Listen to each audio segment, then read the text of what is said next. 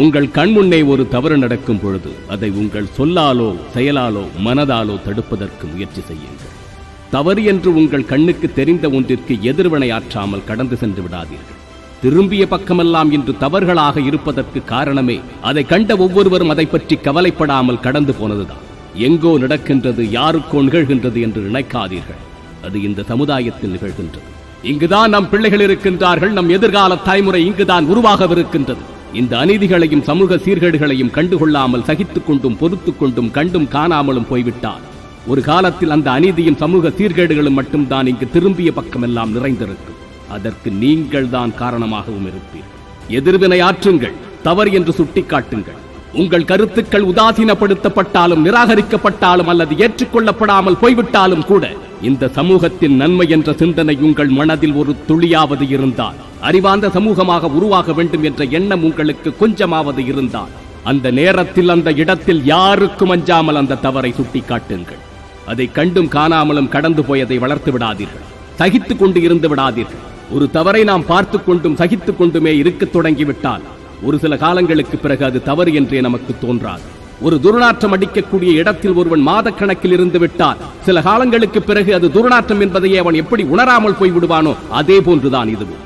எந்த சமூக அக்கறையும் இல்லாமல் யார் எக்கேடு கெட்டாலும் எனக்கென்ன என்ற விதத்தில் தொலைக்காட்சி நிகழ்ச்சிகளும் திரைப்படம் எடுப்பவர்களும் கையில் ஒரு தொலைபேசியும் அதில் காணொளி எடுப்பதற்கான வாய்ப்புகள் இருக்கின்றது என்ற காரணத்திற்காக சில கழுசடைகளும் எதையோ உருவாக்கி அதை சமூக வலைதளங்களில் விட்டுக் கொண்டிருக்கின்றார்கள். கொஞ்சம் கூட அது எப்படிப்பட்ட தாக்கத்தை இந்த சமூகத்தில் உருவாக்கும் என்ற சுரணை இல்லாமல் அதையும் கைதட்டி பாராட்டி பூங்கொத்து கொடுத்து வரவேற்றுக் கொண்டிருக்கின்றது இந்த சமூகம். இந்த சமூகத்தை நீங்கள் நேசிப்பவர்களாக இருந்தால் அந்த கேடுகட்ட சிந்தனையாளர்களோடு நீங்களும் ஒருவராக இணைந்து விடாதீர்கள். எதிர்வினையாற்றுங்கள், தவறு என்று சுட்டிக்காட்டுங்கள். இதனால் என்ன மாற்றம் வந்துவிடும் என்று நினைக்காதீர்கள்.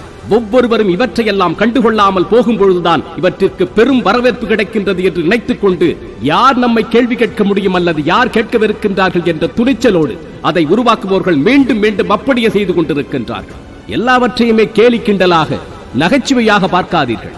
மழை வெள்ளத்தில் பாதிக்கப்பட்டிருப்பதை கூட, அதில் மக்கள் போராடி கொண்டிருப்பதை, அவதிப்பட்டுக் கொண்டிருப்பதை கூட நகைச்சுவை மீம்ஸ் என்ற பெயரில் கேலி செய்கின்றார்கள். அதையும் நாம் ரசிக்கின்றோம். ஆபாச பாடலை பாடுகின்ற ஒரு 5 வயது சிறுமியிடம் நீதிபதிகள் என்று அமர்ந்திருப்பவர்கள் இன்னும் உணர்ச்சி கொடுத்து பாடு என்று கூறுகின்றார்கள். அதற்கும் நாம் கைதட்டிக் கொண்டிருக்கின்றோம். ஒரு அரசாங்கமே முன்னெடுக்கக்கூடிய தவறான செயல்பாடுகளை கூட அது தவறு என்பதை சுட்டிக்காட்டுவதை விட அதை கிண்டல் செய்து கேலி செய்து அதை நகைச்சுவை பொருளாக்கி விடுகின்றீர்கள். எல்லாவற்றிலும் அதில் இருக்கக்கூடிய அடிப்படை உண்மைகளை புரிந்து கொள்ளாமல் அனைத்தையுமே நகைப்புக்குள்ளாக்கி விட்டால் ஒரு காலத்தில் இந்த சமுதாயமும் நாமும் நகைப்புக்குள்ளாகி விடுவோம். எவற்றையெல்லாம் நகைப்புக்குள்ளாக்க வேண்டும், எவற்றையெல்லாம் சிந்திக்க வேண்டும், எவற்றிற்கு எதிராக குரல் எழுப்ப வேண்டும், எவற்றிற்கு எதிராக எதிர்வினையாற்ற வேண்டும் என்பதையெல்லாம் புரிந்து அறிந்து செயல்படுங்கள். அதுதான் பகுத்தறிவு. பகுத்து பார்த்து அறிந்து கொள்ளும் அறிவு.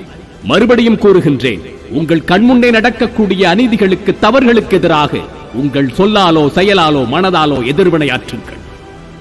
மற்றொரு பதிவில் சந்திப்போம். தமிழனாய் பிறந்தேன் என்ற பெருமையுடன் விஜய் சீதாராமன்.